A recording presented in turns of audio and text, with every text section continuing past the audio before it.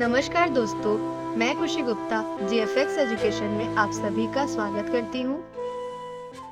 Accounting voucher से related इन सारे vouchers के बारे में जान लेते हैं। कॉन्ट्रा वाउचर्स, इस वाउचर का यूज बिजनेस का ओनर अपने कैश या बैंक के बीच के ट्रांजैक्शन के लिए करते हैं।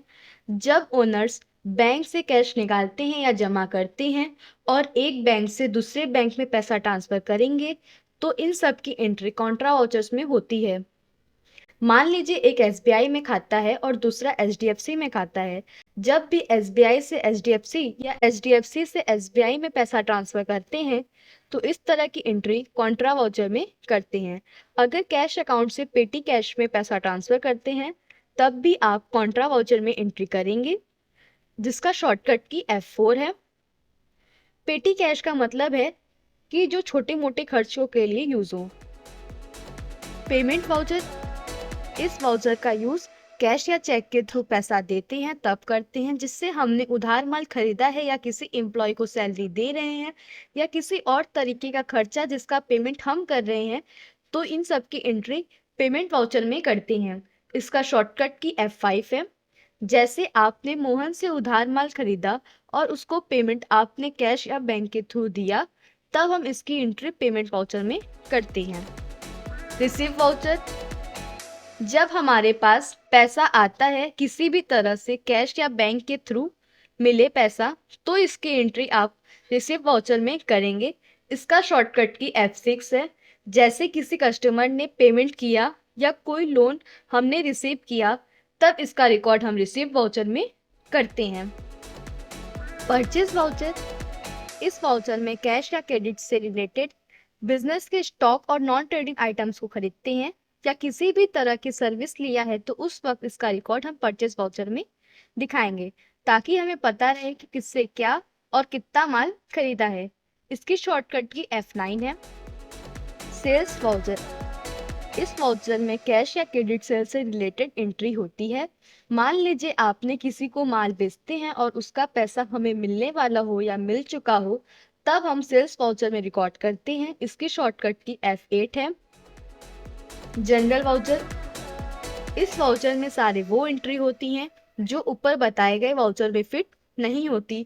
इस वाउचर में एडजस्टमेंट की एंट्री दिखाते हैं, जैसे advance salary, outstanding salary, electric bill या पर्सनल विड्रॉ की एंट्री। चेक डिसऑनर हो गया, तो ये सब की एंट्री होती है जनरल वाउचर में, जिसका शॉर्टकट की F7 है। डेबिट नोट, इस वाउचर में परचेज रिटर्न की एंट्री करते हैं। मान लीजिए आपने कुछ माल खरीदा और उनमें कोई दिक्कत होने पर वापस करते, तो हम इसकी एंट्री डेबिट नोट में करते हैं, जिसका शॉर्टकट की Alt+F5 है। क्रेडिट नोट, इस वाउचर में सेल्स रिटर्न की एंट्री करते हैं।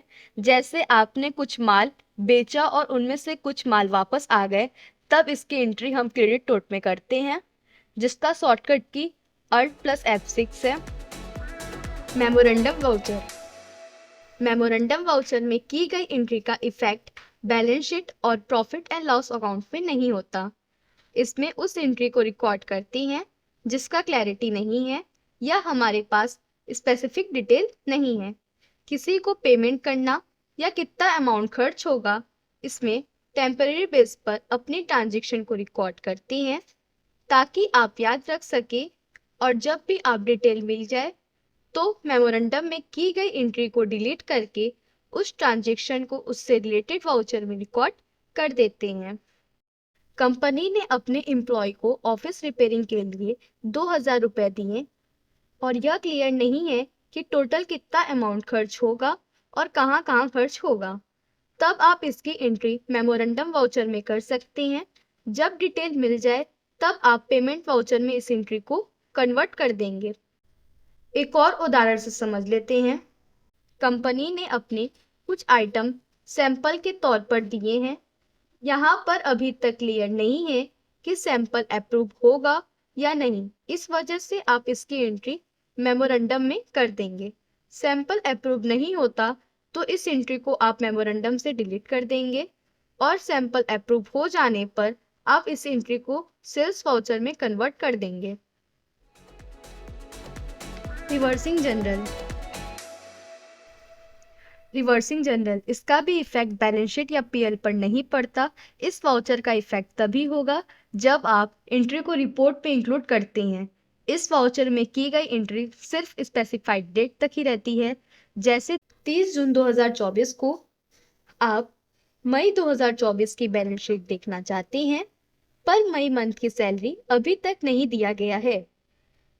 इस कंडीशन में आपको मई मंथ की बैलेंस शीट की सही रिपोर्ट नहीं मिलेगी। इसी कारण आप इसकी एंट्री रिवर्सिंग जनरल में करके मई मंथ की बैलेंस शीट की एक्चुअल रिपोर्ट पता कर सकते हैं।